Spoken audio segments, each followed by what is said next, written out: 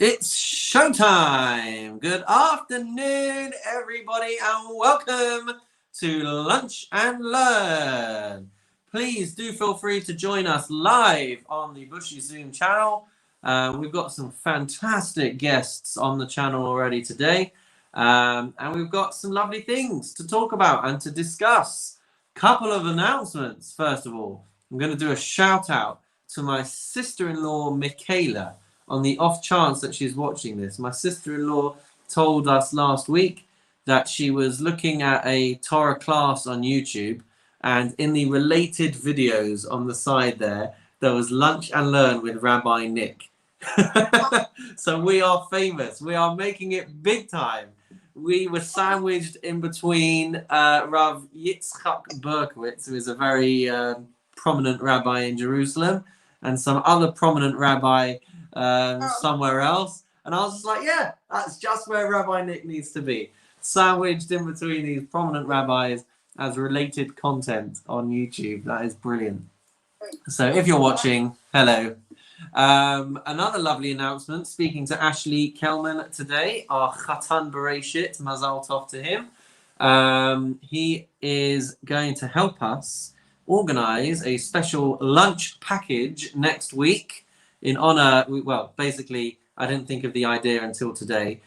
So we can't do it in honor of Parashat Bereshit, which is this week, starting the Torah afresh. But we'll do it for next week. And that will be in honor of starting the cycle of Torah readings once again. And I think the arrangement will probably be that if you get in touch with us, if you are a regular to Lunch and Learn, or even if you're not, then just get in touch and collect a lunch package from Ashley next week. And then we can actually have Lunch and Learn. So that's really, really nice. Welcome, Yanir. Welcome, Gary. Welcome, Claudia. Good afternoon to you all. Okay, so Parashat Bereshit. We are back to the beginning once again. And we will probably be quite familiar with the flow of the story. Obviously, we read about the creation of the world. We go through it once, and then we go through it a second time with added bits of depth and complexity. And we're told the story of Adam and Eve when they eat from the tree of knowledge, good and bad. What fruit was it? I think I say this every year. What fruit was it? I don't remember what you say each year. Pardon me, Gary? I don't remember what you say each year. It certainly wasn't an apple. It was not an apple. We all like to think it was an apple. We think that it was an apple probably because of I think it was around the medieval times that people started to paint the original sin.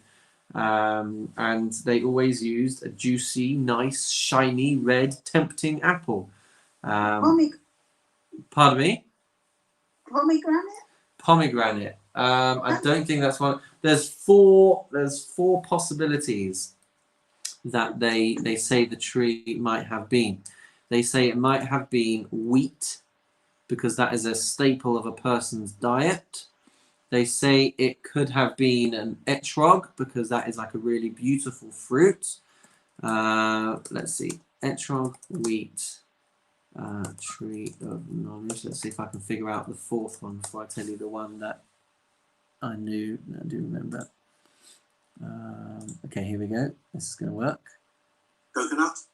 I don't believe it was a coconut. I can't say coconut and not have your camera on at the same time. Oh, grapevine. They say maybe it was a grapevine because they would have become intoxicated. And the fourth opinion is that it was a fig tree. And why do they say it was a fig tree? Because the very next thing they do is take fig leaves and sew them together to make themselves clothes. And one of the reasons why this is a particularly interesting opinion is because fig leaves are very small. And you would think that if you all of a sudden realized you were naked and needed to cover yourself up, then you would just go and grab a very large leaf. But they didn't. They went and grabbed a fig leaf. And so one of the reasons for this is because that which was responsible for your downfall, you then try and use to fix it up and to make something good out of it. So when we look at things in the world, they're not intrinsically good and they're not intrinsically bad. A knife, is a knife good or bad? Well, it depends. If you're using it to stab someone, then it's bad. If you're using it for surgery or for a bris milah, then it's good. So so things in the world are given to us as tools for us to use, but we can either use them for good things or for bad. So because Sorry, they... Rabbi. Yes? Sorry, I thought fig leaves were very large. Particularly large. Yeah, I'm not sure they are. they are, I think. Perhaps one wasn't enough to cover them. They had to make more. Okay, well, Because they were large. well, even so, the reason that the Gemara says is that since they used something which was for their downfall, they're now using it to fix themselves up. And so whether they're large or whether they're small, the Torah tells us that they stitched them together, which is indicating that it's obviously not covering their entire body in one go. So they were having to stitch together these fig leaves, and so what were we saying? Yeah. So figs and fig trees and fig leaves, they're not good and they're not bad. It depends what you use them for. So because they had done something inappropriate with them, they then jumped to the opportunity to take that same thing and use it for something good. So we have the story of Adam and Eve, the exile from the Garden of Eden. We have the the whole episode with the serpent, with the snake, is fascinating anyway. Really worth diving into that a little bit. It's also worth reading Shira's article in the newsletter this week because she talks about that. We have the story of Cain and Abel. Get your elbows off the table. The story of Cain and Abel being that they both wanted to bring sacrifices to God. One of them was accepted, one of them was not. So one of them kills the other. Cain kills Abel. As a result of that, they have another child. Adam and Eve have another child, which is called Seth. And we then learn about the 10 generations between Abraham and Noah. And that brings us, at the end of Bereshit, to being introduced to Noah, which takes us into the story next week. So that is a brief summary of Parashat Bereshit. Fascinatingly, Rabbi Tatz, I remember, always used to say, the whole Torah is contained within the first word. The whole Torah is contained within the first word. So Bereshit is the first word, and he says that there are commentaries and rabbis who have found codes and found ways of looking at this word Bereshit and learning all kinds of different mitzvot and all kinds of different messages just from that one word. And an example that I really love, the Vilna Gaon says, the word Bereshit, he was once asked, where do you see the mitzvah of Pidyon Haben, redeeming a firstborn son? Where do you see that in the word Bereshit? And he thought for a moment and realized that Bereshit, the 6 letters, spell an acronym, which is Ben Rishon Adam Shloshim Yamim Tipadeh. The firstborn son of a person, at 30 days you should redeem him. So that mitzvah is spelled out in the first in the letters Bet Reish Aleph Shin Yud Tav. Ben Rishon Adam Shloshim Yamim Tipadeh. Amazing. And you can do this for all kinds of other things. He also says that the first 6 letters of the Torah, part of Bereshit, they spell out some of the most important values to give our lives meaning. So he says Bet stands for bitachon, which is the rock solid trust in God and the firm belief that he is the very essence of kindness and goodness. The Reish stands for ratzon, which is our desire to live according to his will, and whatever circumstances come our way, even if we can't do the things that we might want to do, nonetheless we maintain the desire, the ratzon, to perform his will. The Aleph stands for ahava. We have to have love for Hashem, and we have to have love for our fellow people. and that is the essence of the Torah, as we say, ve'ahavta l'reacha kamocha. Loving our neighbor is the most important principle of the Torah, and it's the basis for the relationship, the mitzvot that we do between ourselves and God, and between other people. So ahava is the aleph. Shin is shtika, silence, which we're actually going to talk about today as well. Yirah is the yud, which is reverence and awe and fear of God, and not becoming over familiar and treating God in like a contemptible way. We have to have the awe and the reverence to understand our place. And the taf is Torah. Through the study and practice of Torah, we transform our mundane actions into things that are filled with sanctity and meaning. So amazing stuff. All we've learned is one word, and there's so many things that we can say about it. Someone was about to ask something? No. Okie dokie. So that's a little word on this week's parasha, and we'll jump in now to Pirkei Avot. If we are lucky, then we will potentially get through 2, but if not, then we'll just get through 1, and that's all right as well. Here it is. It's coming up on the screen now. We are having a look at this one over here, number 12 on the screen, number 16 in your books probably, the message of Rabbi Yishmael. So, anyone want to read that for us? Rabbi Ishmael said, "Be suppliant to superior, submissive under compulsory service, and receive every man happily." So take a look at that, and let's see what you guys think.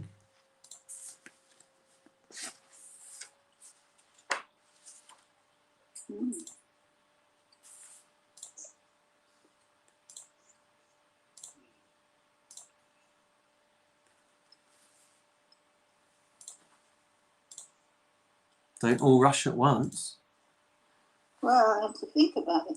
So let's have a look at the Hebrew, and I'll help with some of the translations as well. Rabbi Shmuel Omer, Rabbi Shmuel says, "Heve kal l'rosh," which translates as suppliant to a superior. The word kal means light. The word rosh means head. So if you wanted to read it in a literal sense and then see if that well, it won't really do much for you, but be light to a head. Noach Tishkorit translates it there as submissive under compulsory service. It can also be translated as Noach means pleasant. Tishkorit is a word which is subject to many interpretations. The one that I have in my book here is being pleasant to the young. For Heve Mekabel et kol adam b'simcha. And one should receive everybody happily, with simcha, receive every person cheerfully. So I'll read you the translation as I have it. Be yielding to a superior, pleasant to the young, and receive every person cheerfully. So let's start to pour some content into these words and see what nuggets of life morals we can. Is it about? Is it a possibility that there's? It's suggesting about people treating everyone equally.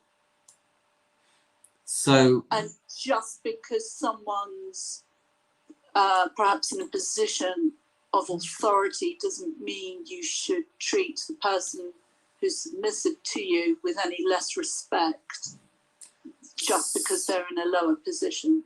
So that is interesting, because on the one hand you're reading it and you're saying, does this mean that we have to treat people equally? But on the other hand, being suppliant to a superior implies that you are having to accept upon yourself to be treated less equally.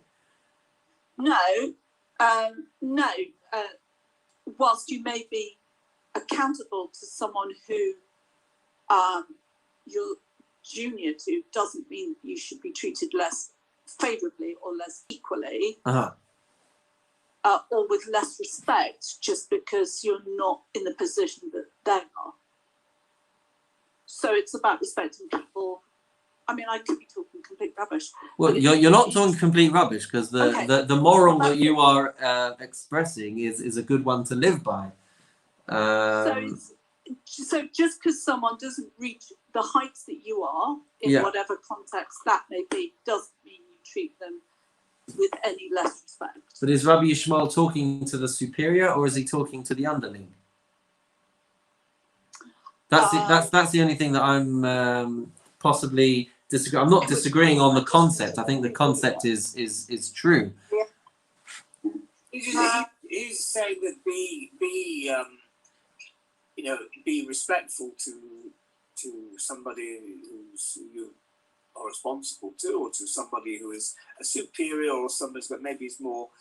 I wouldn't say it means necessarily a boss, but it could mean somebody with more, who's older, more knowledge, what have you.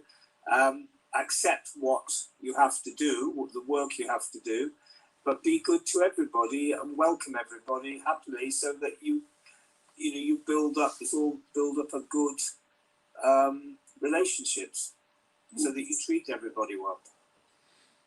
It's an interesting thing, because it could be viewed as a bit counter, be yielding to a superior. It's sage advice, but actually I would posit that the message that I often hear in society is more that why should we listen to anybody of authority? Why shouldn't my opinion count? Why, just because he's older than me, why should I listen to him? I remember a couple of years ago, my eldest daughter, said that the person in the class was not listening to her. I said, well, what's the problem with that? She said, well, I'm older than her. I said, but you're only 2 weeks older than her. and in her mind, like, if anyone is older, then they are the ones who should be listened to. And could not grapple that this girl who was 2 weeks younger than her was flagrantly disrespecting her and her instructions. I was like, but she's literally not even 14 days younger. Miri's born on the 19th in December, and this girl was born on the 1st of January. So that's what, can't count. Couple of weeks after. So it's interesting, because, as I said, I often hear a message more of, we have to listen to the young. We have to listen to the next generation. And actually we sometimes scorn and ridicule people who have a bit more experience under their belt. And actually, when we hear things from older people, from positions of authority, if anything, we kind of almost try and go the complete other direction. I don't know if people experience similar things. Yes. I think it's more like that you should accept the position that you're in cheerfully, whatever life has brought. If you're in an inferior position, you just accept it cheerfully, not rail against it. Yeah, but it doesn't mean there can't be mutual respect. Oh, no. But you accept your position. There should be mutual respect. It just might be that that's not Rabbi Yishmael's lesson for life. He wouldn't disagree with you that there shouldn't be respect, but it might just not have been the thing that he banged on about when he was alive. I did read an interpretation, I think it comes to me now, a long time ago, that says you should treat everybody cheerfully, even a child. Mm-hmm. You must be a pleasant face to a child, because you could frighten the child if you were. So that's excellent. Noach la Tishkorit, these words that they translate on the screen here as submissive under, what is it, compulsory? Sorry, I've got something blocking it. Pardon me? Compulsory service. Compulsory service. So the translation that I have here is to be pleasant to the young. So so this could be where you're remembering that from. We have to remember it. How is that to the young? Submissive after compulsory service. How is that anything to do with the young? Because Tishkorit can be. Tishkorit is subject to a lot of commentary opinion as to what the word Tishkorit means. I'll try and take us through some of the things that I've seen very shortly. So let's Can you give start. a definition of what a superior is? I'm going to do that as well, yes. Wow. Yeah. And may I ask, is this the first time that we've come across Rabbi Ishmael? In Pirkei Avot, I believe it is, yes. But he does appear. It's very interesting because Yishmael is not a name that we really see nowadays. No. Because Yishmael was, in the Bible, he was the son of Abraham, but he was the son that ended up being the figurehead of Islam. Yeah. So it's interesting. And what I was reading, actually, Yishmael was a very common name many moons ago. And the reason why it was a common name for the Jewish people is because Yishmael, Abraham's son, we're taught that he did teshuvah before he died. He repented before he died. So actually, his legacy was not all that terrible. But I believe I think I read around the 7th century, the name, with the rise of Islam in the 7th century, the name fell out of use. So that's why we don't really see anybody called Yishmael anymore. But 2,000 odd years ago, apparently was a common name.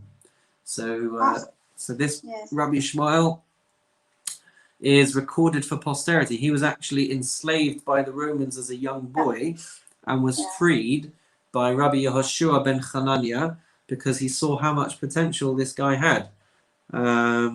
So quite a super guy, actually. So Rabbi Ishmael. Think about that because I've got a little story about that. And then you just said it.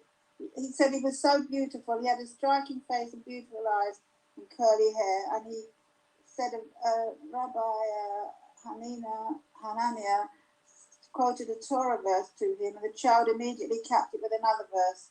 And on hearing this, Rabbi swore he would not leave Rome before he ransomed the child because he thought he was going to be a great leader. Are you saying if he wasn't a great leader, he would have left him there? Maybe he did. It's that convey altogether. Yes.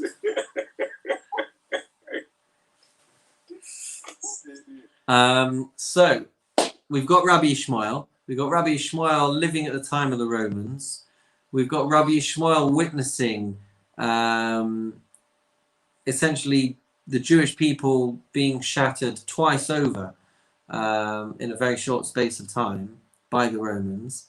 So it would seem that on a simple reading of this, we're looking through the eyes of Rabbi Ishmael, be yielding to a superior means if you've got someone on top of you who you run the risk of having bad interactions with, then you should probably take a step back and just, try not to muddy the waters too much, not to risk your own physical safety and well-being.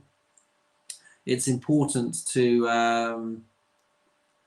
as long as you are not being tortured and as long as you're not being tormented and oppressed and suppressed and all the rest of it, just kind of go with the flow and go with what you're told. That seems to be one interpretation of this, certainly through the lenses of Rabbi Ishmael living at the time of Roman rule, where to have the quiet life, one may need to just kind of not fight back on everything.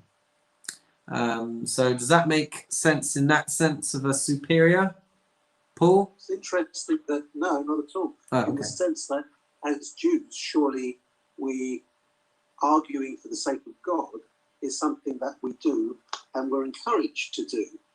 Being supplicant to a so-called superior, automatically, regardless of what that superior is saying, or the validation of their superior's argument, seems to me to be a most unlikely Jewish thing, especially if the Jewish person is a woman. That is interesting, because we do have a principle as well in Jewish law of dina de malchuta dina, that the rule of the kingdom is the rule that we follow, as long as it's Oh, not. no question. Pardon? Absolutely. Yeah. Absolutely. So as long as it's not contradicting and come on, what's the word I'm looking for? As long as it's not preventing, it's not the word I wanted to use. I wanted to use a much fancier word. As long as it's not preventing Jewish practice and outlawing Jewish practice and a Jewish way of life, we are encouraged to observe the law of whichever sovereignty we find ourselves living in. Absolutely. But what's that got to do with being suppliant to a superior? A superior, that's why I said the definition of a superior seems to, I mean, it's crying out for a definition. yes. Because if you're saying that, it could be anything, a superior, sorry. So there are several interpretations, but one of the interpretations is knowing to kind of have your place within the society that you find yourself in, and not be combative on every issue, and not force through a Jewish way of life. Perhaps if you're not under an authority and under a rule kingdom of rulership, whatever, that might not be in line with Jewish values. It would seem that perhaps as long as we are not stopped from doing what we want to do ourselves, one should therefore accept that there will be people more powerful than ourselves. I think that's one level of it. Another interpretation of this is the word kal, which means light, not light as in lights in the ceiling, but light as opposed to heavy. So there's an interpretation that we should view ourselves as lightweight in comparison to those who are greater than us, and to appreciate that there are people who are older, people who are wiser, who are more experienced, who are on a different level to us. So again, that's not a case necessarily that people shouldn't be treated equally, but we should learn to understand within ourselves that there are people who are greater than us. And if we don't know of anyone who is greater than us, then perhaps we should go and find someone who we can say is greater than us. We've talked before. I don't have a problem with any of that. What I have a problem with is the first word, suppliant. Yeah. So you're saying that a person should, who is making a humble or earnest plea to someone who's in power or authority. So when you read it that way round, I totally go with it. But so I misunderstood for the last 10, 15 minutes the word suppliant. Oh, I see. I don't like that. The actual word itself means the person who makes a humble or earnest plea to someone who is in power or authority. But then they were under the yoke, and they were frightened, so they didn't want to make waves because they could be tortured or thrown in prison or whatever. So at those times, no, you're reading it the wrong way round. Sorry, unless I'm losing the plot, which by the way I could be. What the Rabbi is saying is, be someone who makes a humble or earnest plea to someone who is in power or authority. Not don't make a plea to him, make a plea to that superior person. In other words, there is an obligation, as Rabbi says, that you should make a plea. Oh, I see. Beseech. I just believe you're reading it a bit. They were frightened too. No. The Rabbi isn't saying whether you're frightened or not. The Rabbi here is clearly saying you are under an obligation to make a humble and earnest plea. Right. You have to make that humble and earnest plea to a power or authority. I'm not saying I don't recognise that there is someone cleverer than me. I'm not saying that there isn't a power or authority. What I'm saying is I believe you may be reading this a bit backwards in the way that the Rabbi is actually saying, no, get off your backside and go and actually stand in front of authority and make that earnest plea, albeit humble. Albeit humbly, yeah. No, that's very nice as well. Thank you, Rabbi Paul. Right. I can't go back to where I came from. It's all right. No, you're great. You're great. So there's another one which was kind of I can't remember who made the comment, but one of the other layers of interpretation of this is this is apparently the opinion of Rav and Rashi, and they say that the Rosh, who is the Rosh, who is the head, they say it refers to the head of everything, which is Hashem. So the approach that we have to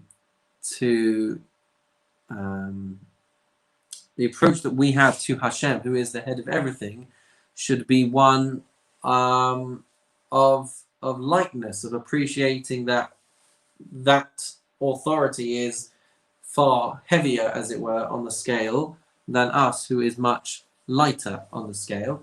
I don't know if that makes any sense, but it's Paul used the word humbly before, so it's denoting that connotation of humbly accepting people above us or beings above us. And another lovely interpretation of this is Heve Kal L'Rosh, being light for the head. So looking at it from a spiritual point of view, if we look at it like somebody who's trying to climb a mountain physically, so if you are being weighed down by heavy bags and possessions and things like that, it's going to be very difficult to plod your way up the mountain. And in a spiritual sense as well, a person wants to be able to scale spiritual heights and get to the Rosh and get to the top of the spiritual heights, then one has to divest themselves of the excess baggage and the possessions and the commitments that are going to get in the way of our spiritual growth. So that's another layer of interpretation as well.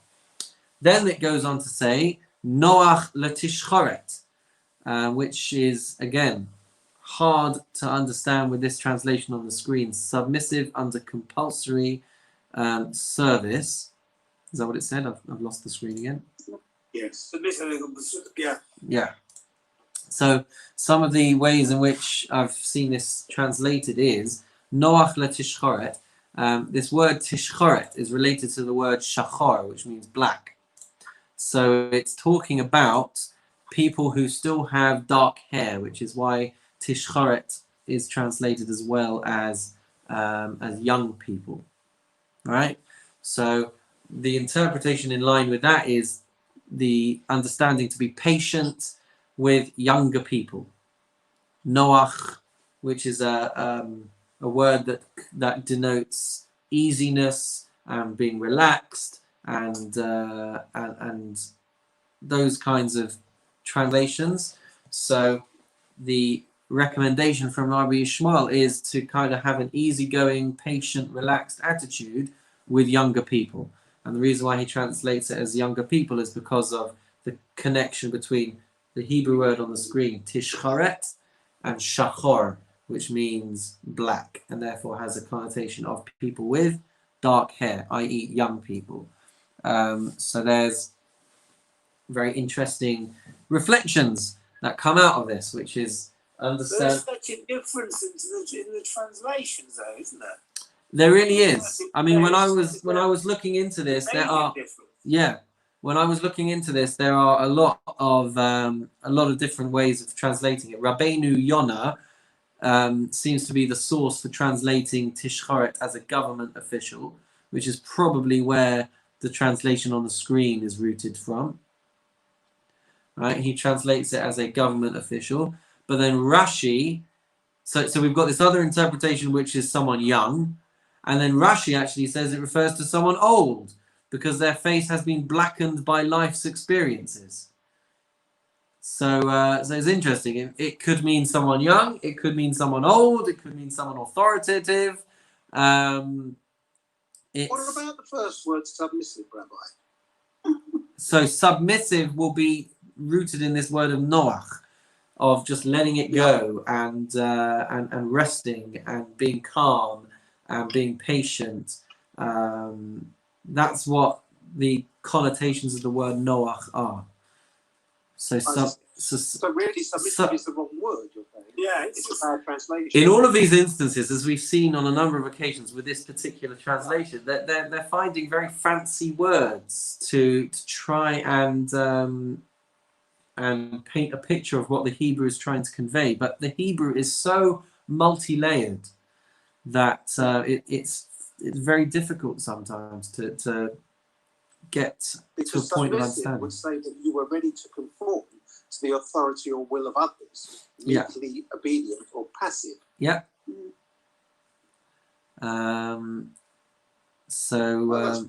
So it can be interpreted in a number of ways. I mean, it would seem then that Rabbi Shmuel, when I look at the Mishnah, the translation on the screen here, one could take a reading of this Mishnah and say, well, Rabbi Shmuel lived at a time of authoritative rule under the Romans, and so his take on that, his attitude to life, is just kind of like, keep your head low, keep your head down, and don't go getting into any trouble. And you could forgive him for that, especially if he was someone who was held captive by the Romans as a child. And it's interesting because there are people that I'm aware of from my time down here and from my time up in Hale, who their not their mantra, but their attitude to their Jewish side to their life is just kind of like, let's keep our heads low, let's not raise ourselves too much above the surface. We don't really want to make a noise in a non-Jewish society. Rabbi, that's me. Pardon me? I grew up in Luton, so our shul was in the middle of Berry Park. So if anyone knows Luton and where Berry Park is, it's not the most accommodating area to walk to the kippah. Yeah. And it was very much advised at no point show your Jewish identity until you got through the doors. It was a security issue. Right. You should have called yourself Ishmael.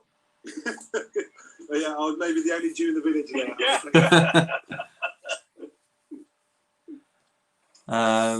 Yeah. So it's interesting because one could read this then and reach a conclusion of like, let's just keep our heads down. And there are people who promote that, and then there are others who say like, no, especially as Claudia was saying before, people treating people equally, people should have equal rights to practice and to be visibly Jewish. So, as with everything that we've seen in Pirkei Avot, it requires a balance. What were you going to say, Joe? After the Holocaust, a lot of them were frightened to say they were Jews, yeah, and lived as non-Jews because they were terrified of what happened. Yeah. And still today, I think my American cousins all tell me that in America they're far more openly Jewish. They can't understand our attitude here, that we keep quiet, but we don't make. They see the difference. In other words. Well, it's not been universal in America, because I read a story about one of the editors of the Jerusalem Post who grew up as a non-Jew, and at some point in his life decided that he wanted to convert to Judaism and went through a lengthy conversion process to become a Jew. And at the end of his mother's life, she took him aside, so to speak, and mentioned that he was actually Jewish. And she had survived the Holocaust and had suppressed and had rejected and hidden her Jewish identity. So he'd actually gone through a whole conversion process only to find out that he was already Jewish. But at no point, even while he was doing it, did she think to mention to him that she was actually a Jew and had just chosen to cast off that identity after the Holocaust. So there's amazing stories. Unfortunately, there's a lot of amazing stories like that.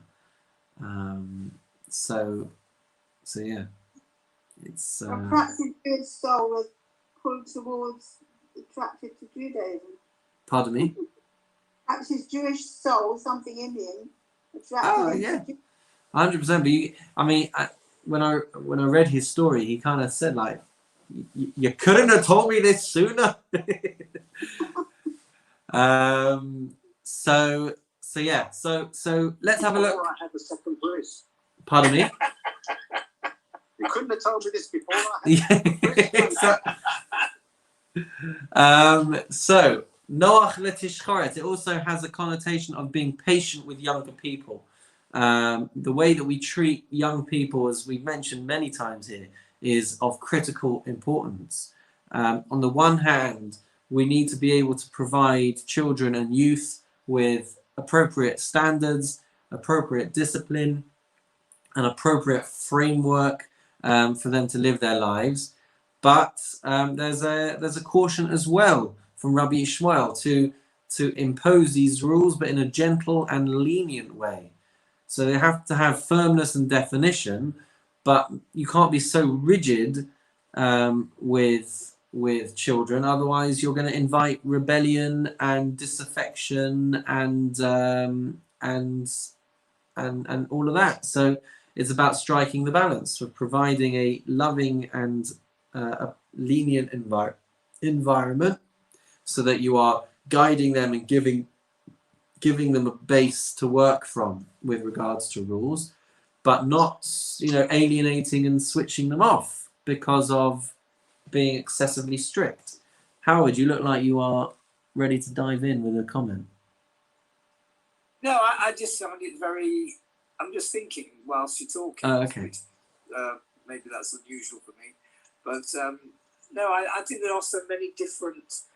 If you relate that, I think it's all in context of the time, because you could relate that to now, and you can see how a lot of youngsters just don't take notice of rules and regulations.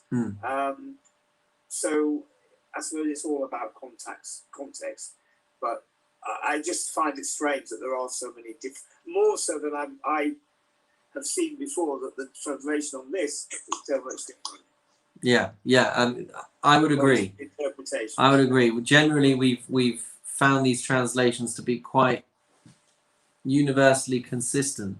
The themes and the topics vary widely, but this is the first time, I think you're right, that I've seen the translation really being so open to interpretation. So let's have a look at Veheve Mekabel et Kol Adam B'Simcha. Now, several months ago, when we were on chapter 1, we read in chapter 1, Mishnah 15, Veheve Mekabel et Kol Adam B'Sever Panim Yafot. Shammai said that you have to receive everybody B'Sever Panim Yafot, which we said with a cheerful face. And now over here we're saying B'Simcha. We have to receive people happily. So again, there's a lot to say on this. Does happily mean cheerful, or does happily mean readily? As they are.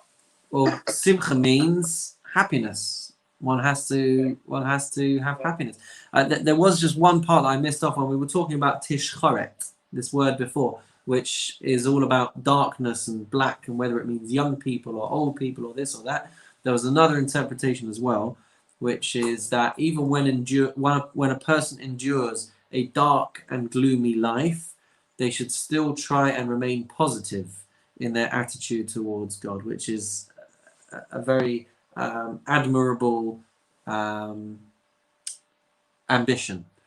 So Tishkoret, with the darkness and gloominess that surrounds you, you should still be Noach. You should still try and be calm and pleasant and positive in that regard. Okay, so embracing everybody happily. Very, very difficult thing to do as well. And if we can compare and contrast these two statements, one from Shammai, who said that we should give everybody a cheerful face, and Rabbi Ishmael, who says you have to actually be besimcha when you are saying hello or greeting people. It seems to be two different expectations. It's possible to put on a face when you see somebody, and it would seem then that Shammai's instruction back in chapter 1 is not necessarily that you have to feel what you're doing. You just have to smile.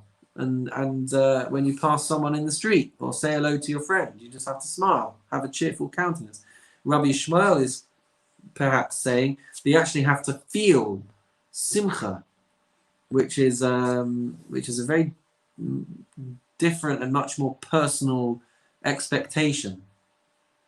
But what seems to emerge out of the words of Rabbi Shmuel, though, is that whatever we're going through, whatever hardships and challenges we might go through, it is nonetheless possible to feel a sense of simcha inside. Now, that requires understanding and reflecting and thinking about, because sometimes we're sad. And one of the interesting things that emerges about the Jewish attitude to simcha, about the Jewish attitude to happiness, is that it is possible to be sad and miserable and struggling with the situations that you find yourself in, and yet still be in a state of simcha. It's fascinating. We think about happiness, or we think about simcha as this kind of like always feeling happy and upbeat and positive and smiley. And that might not be what simcha actually is. It doesn't mean that we're happy when we see someone in pain or when we're in pain. But what simcha might mean in Judaism is a sense of contentment and a sense of being able to live at peace with whatever is thrown at you and whatever you experience. When we talk about bitachon and having faith and the assurance that Hashem has got our best interests in mind, it means that even when you're having to make difficult decisions, and even when the situation is making you feel sad, you could still feel on the inside, have a sense of security and a sense of assurance and a sense of equilibrium and a sense of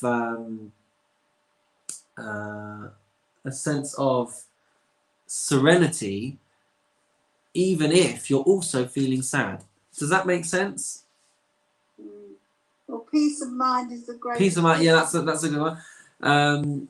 You know, there can be decisions that we can make which are going to upset someone, and we can feel sad and guilty and ashamed that we've upset someone, but it was the right decision for you to make.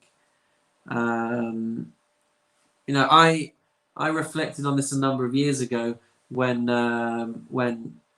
it was still possible for us to spend Yom Tov with family, and not having not living yet, working in community life. But when you say yes to one family and no to another family, you're going to upset the other side of the family, but it's still the right decision to make. So you can make a decision which is inconveniencing someone, but you can still be besimcha. You can still have that sense of inner conviction and satisfaction that you have done what was right and what was appropriate. So it needs more reflection. It needs meditating on this kind of thing. It needs thinking about and reflecting. We're not necessarily going to be able to lead our lives aligned with this premise, but the concept that you can be besimcha, you can be at one, and you can be in tune with the decisions that you're making, even if you're sad, even if you're feeling upset, embarrassed, ashamed, whatever you might feel, it's still possible to be in a state of simcha even when you're doing that. So I'm interested to think if people think that I've just waffled and spoken complete nonsense. Interested to hear. It's just another interpretation, you know. Pardon me? It's just another interpretation. It's another way to look at it.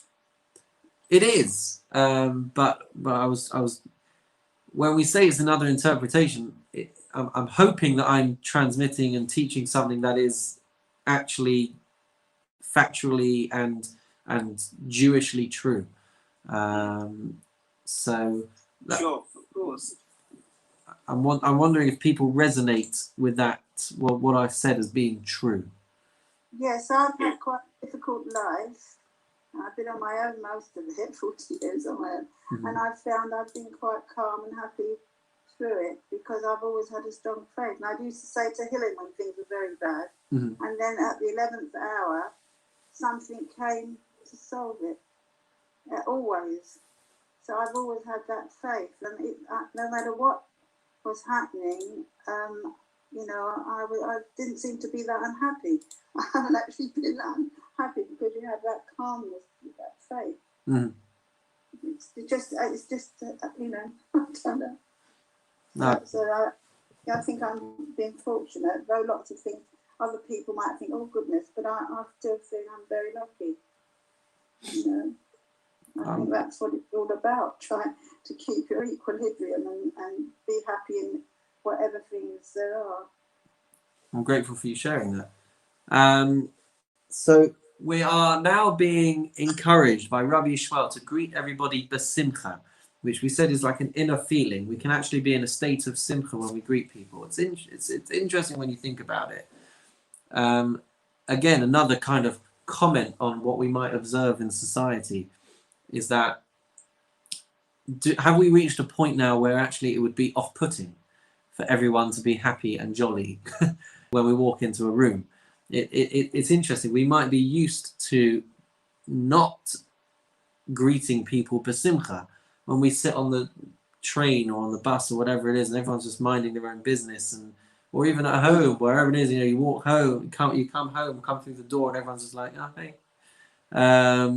But we're being told to go out of our way and to greet people besimcha and to be happy and with a cheerful countenance and to make people feel good. It might actually be weird now if you walk into shul and everyone's like, hey, great to see you, and you're like, whoa, why is this guy so? And even if you've never met the person before and you walk in and a complete stranger's like, hello, how are you? You're like, sorry, do I know you?